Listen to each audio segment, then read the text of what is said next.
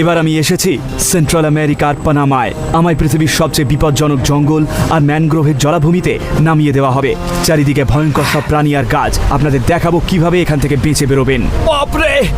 মোকাবিলা করব সবচেয়ে বড় ভয়ের। ও বাদুড়! এগুলো কিন্তু কামড়ায়।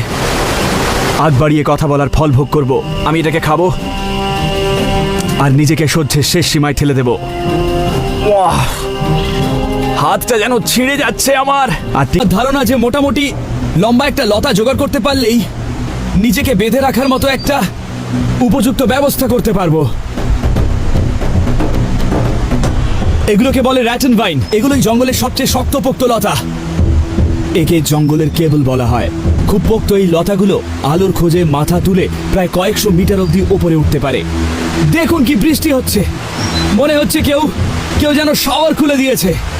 মারাত্মক বৃষ্টি। যাকে আগে একটা ব্যবস্থা করি, তারপর আপনাকে বুক অবধি মাপ